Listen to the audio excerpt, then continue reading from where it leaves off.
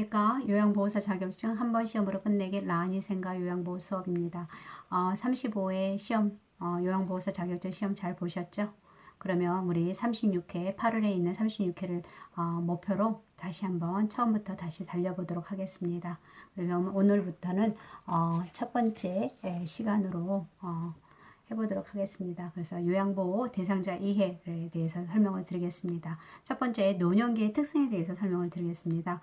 우리 노년기의 특성을 보면 신체적 특성으로 인해서 신체적 특성은 어떤 것이 나타나냐면 세포의 노화가 나타납니다. 세포의 노화라든지 그래서 피하 지방의 감소와 주름이 많이 생기고요. 그리고 면역 능력의 저하가 일어납니다. 그래서 잠재되어 있던 질병이 발생하고 급격하게 악화되는 경우가 나타나고요.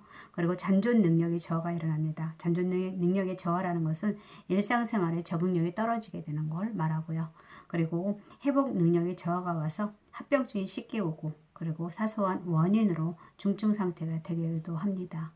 그리고 비가역적으로 진행이 되는데 이것은 우리가 인간의 노력으로는 노화의 진행을 막을 수 없다는 걸 나타나기도 합니다. 그게 우리가 신체적 특성으로 올 수 있고요. 그 다음에 심리적 특성. 심리적 특성은 요번에도 또 문제가 나왔더라고요. 그래서 요번에는 경직성의 증가가 나왔더라고요. 그래서 보면 어떤 것이 나왔냐면 심리적 특성에는 우울증 경향이 증가하고요. 우울증 경향이 증가한다는 것은 불면증이나 식욕부진, 체중 감소, 기억력이 저하되고요. 그리고 매사에 흥미와 의욕 상실을 보이고 그리고 주변 사람들에게 적대적으로 대하거나 타인을 비난하는 행동을 보이기도 합니다. 그래서 부정적인 사고가 가지고 있기도 합니다. 그 다음 내향성이 증가합니다. 내향성이 증가한다는 것은 무엇이냐면 바깥 사회생활로 향해 있던 심적 에너지가 노년기에 내면으로 향하게 됩니다. 그래서 사회적 활동이 감소하고 타인과 만나는 것을 기피하는 경향이 나타나기도 하고요. 그리고 조심성이 증가해서 일의 결과를 중시하고 그리고 지각 능력이라든지 자신감이 감퇴합니다. 그리고 결단이나 행동이 느려지고 중립을 지키려고 하고요. 매사에 신중해지고 그리고 소심해진다고 해야겠죠. 네. 그리고 경직성이 증가한다는 것은 자신에게 익숙한 습관이나 태도를 방법이라든지 고수하려고 하고요. 그리고 매사에 융통성이 없어지고 새로운 변화를 싫어하고 도전적인 일을 꺼려하고 두려워합니다. 그리고 새로운 기구 사용이라든지 새로운 방식의 일을 처리하는 데 저항을 보이기도 합니다. 이게 경직성이 증가고요. 그래서 생에 대한 해고의 경향을 보이는데 자신의 지나온 일생을 떠올리고 응어려졌던 감정을 해소해주는 역할을 하고요. 그리고 실패와 좌절에 대해서 담담해지고 그리고 다가오는 죽음을 평온한 마음으로 맞게 해주기도 합니다. 그리고 친근한 사물에 대해서 애착심을 보이는데요. 이것은 무엇이냐면 오랫동안 자신이 사용해 오던 물건에 대해서 애착이 강하고요. 그 다음에 애착은 과거를 회상하거나 마음을 안락을 찾는 데 도움을 주기도 합니다. 그리고 유산을 남기려는 경향이 있습니다. 그래서 자신의 삶을 인정받고자 하고 흔적을 후세에 남기고자 하고요. 그리고 혈육이나 물질적 재산이나 창조적 업적이라든지 전통과 가치를 남기려고 합니다. 그리고 의존성이 증가하기도 하는데 이것은 신체적 기능의 약화와 경제적 능력 상실로 인해서 신체적으로나 경제적, 사회적, 심리적으로, 정서적으로 의존하게 됩니다. 이게 나타나기도 합니다. 그래서 이런 심리적 특성이 여러 가지로 나타날 수 있고요. 그리고 사회적 특성은 역할을 상실한다든지 경제적으로 빈곤해진다든지 유대감이 상실이 되기도 하고요. 사회적 관계에서 위축 형상이 나타나기도 합니다. 그러면 가족 관계 변화와 노인 부양에서는 어떻게 되냐면 노인의 부부 관계는 어떻게 되냐면 동반자로 전환됩니다. 동반자로 전환돼서 그렇지만 이제 배우자가 상실하거나 그럴 때는 가장 적응하기 어려운 시기가 됩니다. 그래서 배우자 적응 단계를 보시게 되면은 보통 1단계에서는 상실감의 시기가 오고요. 배우자 상실이 되고 그리고 2단계에서는 정체감을 갖게 됩니다. 그리고 3단계는 혼자의 삶을 개척하는 단계가 보이기도 하고요. 이게 배우자를 상실하면서 사별에 대한 적응 단계가 되기도 합니다.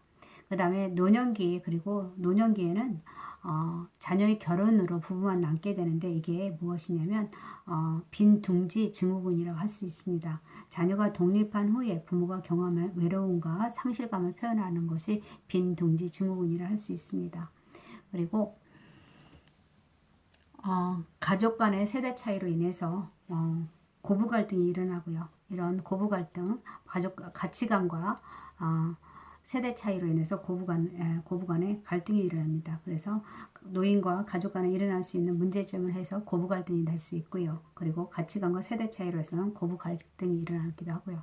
그리고 또 어떤 것이 있냐면 수정 확대 가족이라 해가지고 노인 부모가 자녀와 근거리에 살면서 자녀의 보살핌을 받는 가족 형태를 수정 확대 가족이라고 합니다. 그래서 이런 것이 나타나기도 합니다. 그 다음에 노년기 형제 자매 관계는 뭐랄까 사회적으로 서로 노년기 사회적으로 중요한 사회적 지지가 되고요. 그리고 심리적 안정감을 줄 수가 있다고 봅니다. 이런 것이 이런 관계가 나타나고요. 그 다음에 요양 관련 제도 및 서비스에는 뭐가 있냐면 한번 보시겠습니다. 그래서 어떤 것이 있냐면 공공부조, 사회복지에는 공공부조가 있고요. 국민기초생활보장제도가 있고, 그리고 사회보험에는 5대 보험이 있습니다. 그리고 사회서비스가 있습니다. 그렇게 보시면 되고요. 그 다음에 노인의 유엔은 인해서 노인복지의 원칙에서 유엔에서 원칙에서 정한 게 있는데 여기를 보면은 독립의 원칙이 있고요. 참여의 원칙, 보호의 원칙, 자아 실현의 원칙이라든지 존엄의 원칙이 있습니다. 이게 있습니다. 그리고 노인 돌봄 지원 서비스를 보게 되면 노인 돌봄 지원 서비스에는 어떤 것이 있냐면 독거노인 보호 사업이 있습니다. 이거에는 보통 독거노인에 대한 종합적인 사회 안전망 구축을 위한 사업이고요. 이거에 노인 돌봄 기본 서비스가 있고 독거노인 사랑 잊기 및 장례 지원 서비스가 있습니다. 그리고 독거노인 공동생활 홈 서비스가 있는데 이것은 독거노인 고독사라든지 자살 예방이나 공동체 형성을 위한 사업입니다. 그래서 안부 확인을 한다든지 보건복지 서비스를 연계해 주기도 하고요. 밑반찬 배달이라든지 자원봉사나 민간 후원을 연계해 주기도 합니다. 그 다음에 노인 돌봄 종합 서비스가 있는데요. 여기에서는 어떤 것을 목적으로 하냐면 안정된 노후 생활을 보장하고요. 가족과 사회, 경제적 활동 기반을 조성하기 위한 사업을 하기도 합니다. 그래서 방문 서비스라든지 주간보호 서비스라든지 치매 환자 가족 지원 서비스와 단기 가사 서비스를 지원하고 있습니다. 그 다음에 노인 보호 전문기관이 있는데 이것은 노인의 권익 보호라든지 노인 학대 예방과 노인 인식 개선 등을 통해서 노인의 삶을 질을 향상을 도모하기 위한 사업입니다. 그래서 노인 학대 행위자에게 재발 방지를 위한 노인 학대 예방 교육을 실시하기도 합니다. 이게 노인 보호 전문 기관이고 그 다음에 학대 피해 노인 전용 쉼터가 있는데요. 여기에서는 학대 피해 노인에 대한 일정 기간 보호 조치를 하고요. 그 다음에 심신치료 프로그램을 제공하는 사업을 제공합니다. 그리고 보호와 숙식 제공이라든지 쉼터 생활을 지원하고 있습니다. 그 외에도 결식 우려, 노인 무료 급식 제공이 있습니다. 식사를 거를 우려가 있는 노인들에게 무료 식사를 제공하는 사업으로 할 수 있습니다. 이것이 여기에서 노인 돌봄이나 지원 서비스가 되겠습니다. 네. 그러면 치매 사업이나 건강 보장 사업도 있는데요. 거기 보시면 치매 안심센터가 있습니다. 치매 안심센터에서는 치매 조기 상담이라든지 검진이 이루어지고 있고요. 1:1 사례 관리라든지 치매 단기 쉼터도 제공하고 치매 카페 운영이라든지 치매 서비스 제공 기관과 연계 사업을 하기도 합니다. 이게 치매 안심센터에서 이루어지고 있는 사업이고요. 그 다음에 노인 실명 예방 사업도 있습니다. 이것은 저소득 노인들에게 실명을 예방하고 일상생활에 가능한 시력을 유지하도록 지원하는 사업입니다. 그 다음에 노인 무릎 인공관절 수술 지원도 있는데요. 이것들은 경제적으로 수술을 받지 못하는 무릎 관절 노인들에게 고통을 경감하고 삶의 질을 개선하기 위한 사업입니다.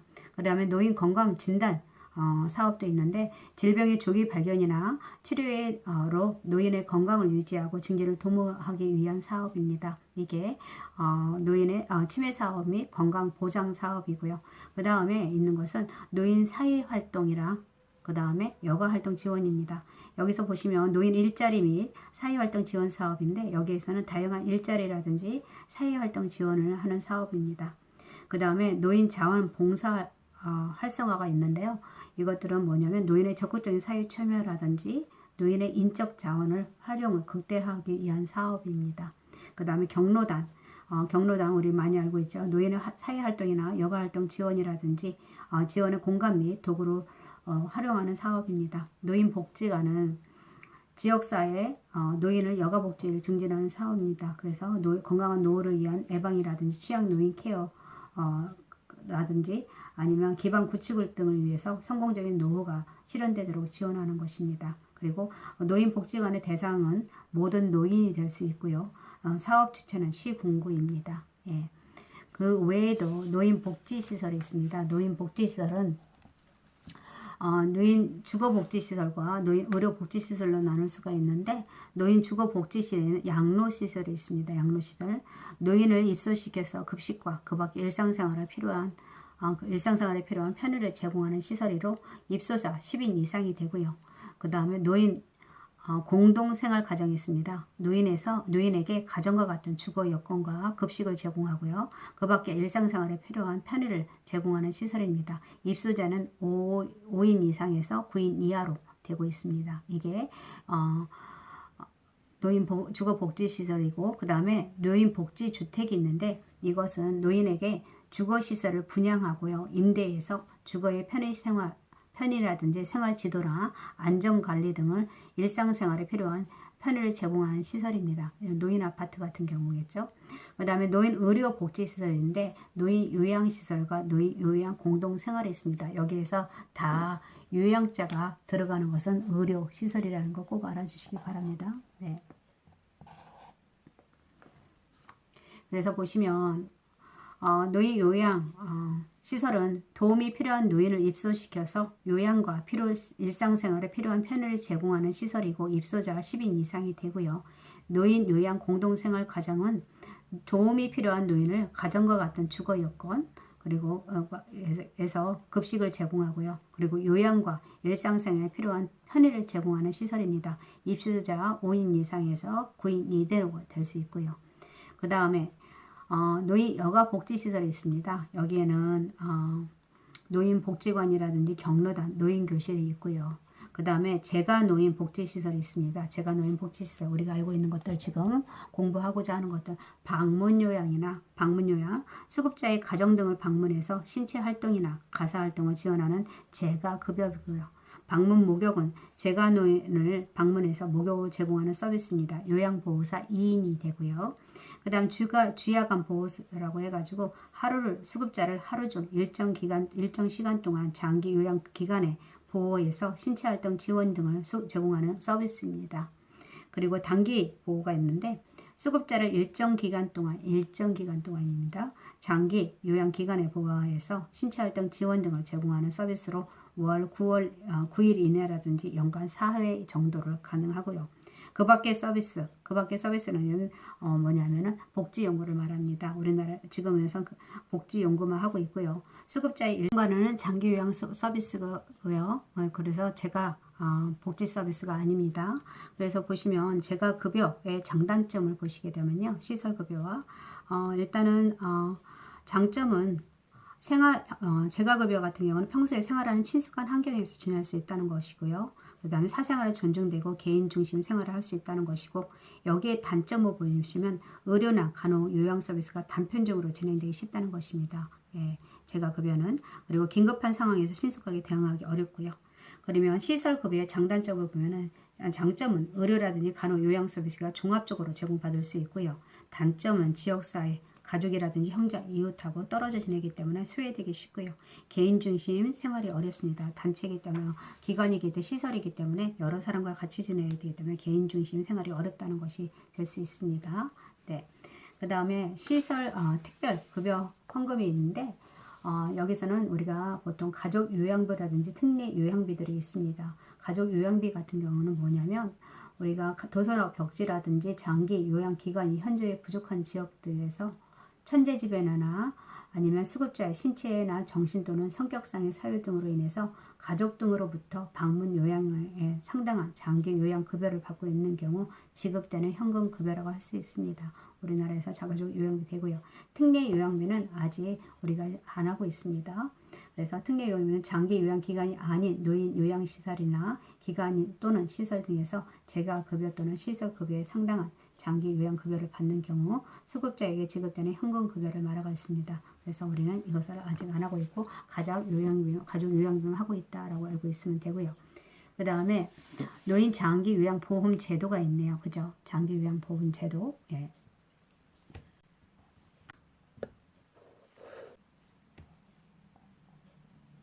네, 보시면 노인 장기 요양 보험 제도, 장기 요양 급여 대상자는 만 65세 이상이고요. 또는 만 65세 미만 노인성 질병을 가진 자로서 거동이 불편하거나 치매 등으로 인해서 인지가 저하되어서요. 6개월 이상 혼자서 일상생활이 수행하기 어려운 사람, 특히 병원에서 입원 치료 중인 노인은 급여 대상자에서 제외됩니다.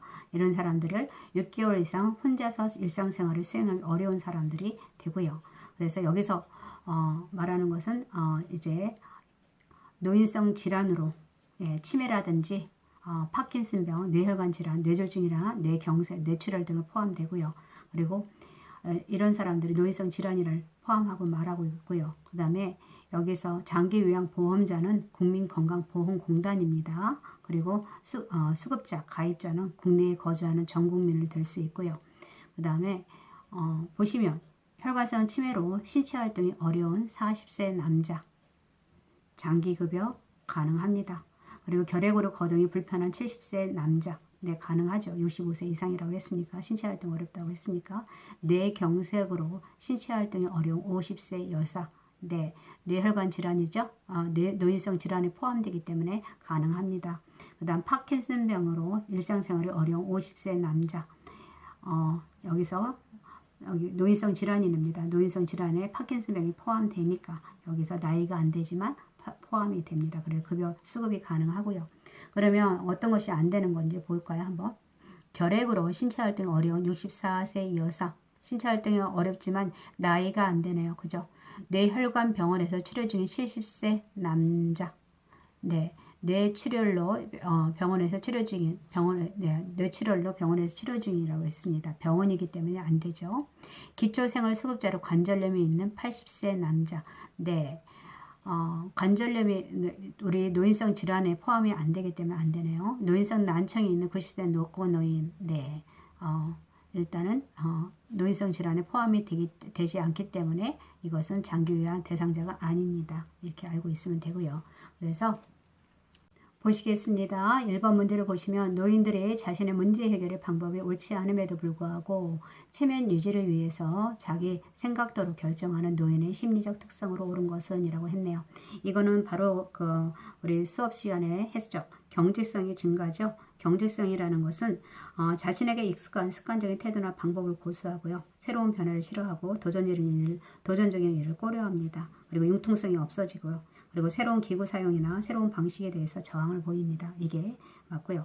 내향성이라는 것은 바깥 생활로 향했던 심적 에너지가 노년기는 내면에 향합니다. 그래서 사회활동이 감소하고 타인을 만나는 것을 기피하고요. 수동성이라는 것은 능동성의 반대죠. 적극적으로 하려는 게 아니라 약간 수동적으로 누군가 시키면 하고요. 그런 식으로 된다는 거. 의존성이라는 것은 신체적 기능이 약화로 경제적 능력 상실로 인해서 약간 신체적이나 경제적, 사회적, 심리적으로, 정서적으로 의존하게 됩니다. 그리고 조심성이 증가한다는 것은 일의 결과를 중시하고 그리고 지각능력이나 자신감이 감퇴하고요. 그리고 결단이나 행동이 느려지고 중립을 지키려고 하고 매사에 신중해지는 것을 보이고 있습니다. 이게 여기서의 문제는 경직성이라고 볼 수 있네요. 네. 그 다음에 다음 중 고부 갈등의 원인으로 옳은 것은 이라고 되어 있네요. 우리 고부 갈등은 보면은 서로 간의 가치관과 세대 차이로 인해서 고부 갈등이 일어나고 있습니다. 그래서 이건 답이 3번이 되겠네요. 네. 그 다음에 제가 급여에 대한 올바른 설명으로 옳은 것은 방문요양. 방문요양 뭐라고 했죠, 우리? 수급자를 하루 중 일정 기간 동안 장기 요양 기간에 보호해서 보호한다. 일정 기간은 단기 보호라고 했네요. 그죠?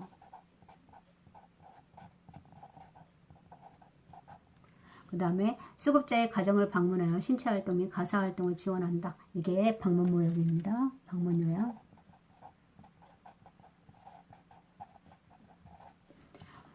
방문간 후 일상생활 지원에 필요한 용구를 제공한다. 이건 뭡니까? 이거는 그죠? 복지용구. 그 다음 주야간 보호는 보면 장기 요양 기간에 장기간 입소하여 이거는 뭐 시설이죠. 예, 장기간 입소는 시설을 갖다고요. 단기 보호 일정 기간 동안 장기 요양 기간에 보호해서 신체 활동을 지원한다. 네. 수급자 하루 중 일정 시간 이거 잘못됐네요. 그죠? 우리 이게 뭐냐면 주야간 보호죠. 제가 실수했습니다. 이거 단기 보호가 아니라 주야간 보호네요. 그죠? 네. 그리고 답은 5번입니다. 그리고 방문간호는 우리 재가급여에 속하지 않습니다. 장기 요양 서비스입니다. 네.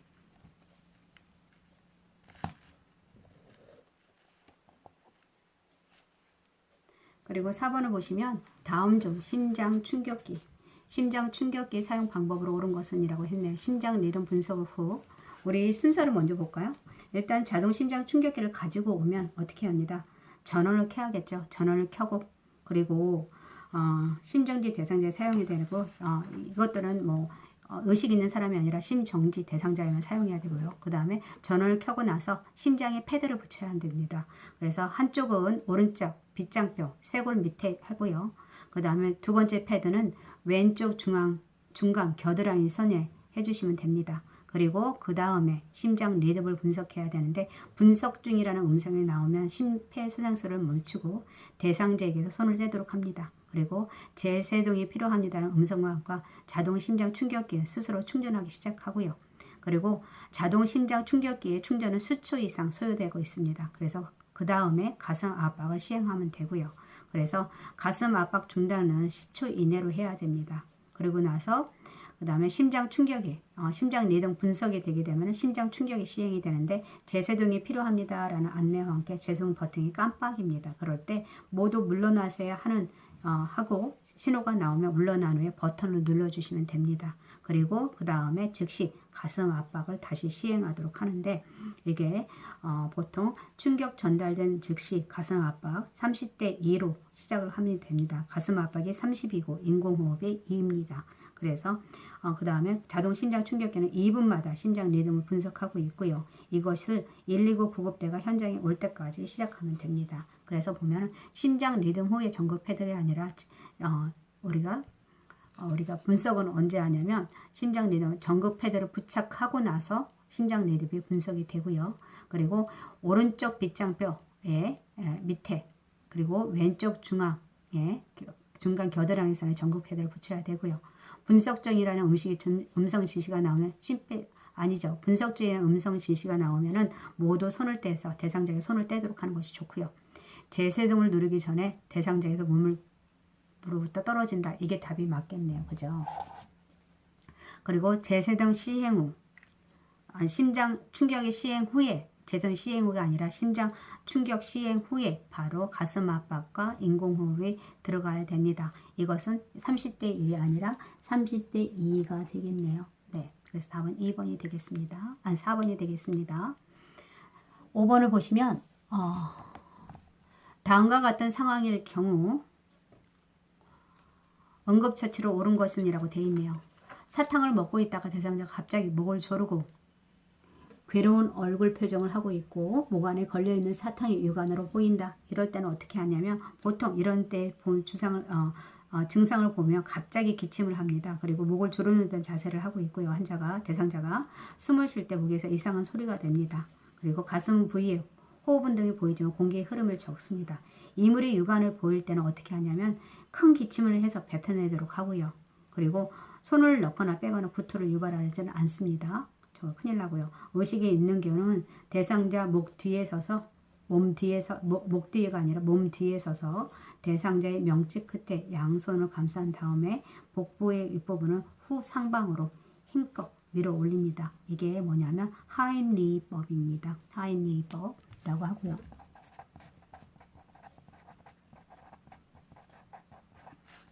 그리고 이런 거 그래서 계속 후상방으로 올려주면 되고요. 그 다음 의식이 없는 건 119에 신고하고 즉시 심폐소생술 실시하도록 하는 것이 좋고요. 그래서 입안이 이물이 있는지 확인하도록 하고, 이 경우에는 육안으로 사탕이 보인다고 했으니까 그 큰 기침을 뱉어내도록 하는 것이 답이 맞겠네요. 여기. 네. 네, 오늘은 여기까지 하고요. 다음 시간에도 계속 노인 장기 요양 보호에 대해서 설명을 드리겠습니다. 오늘 함께 해주셔서 감사합니다.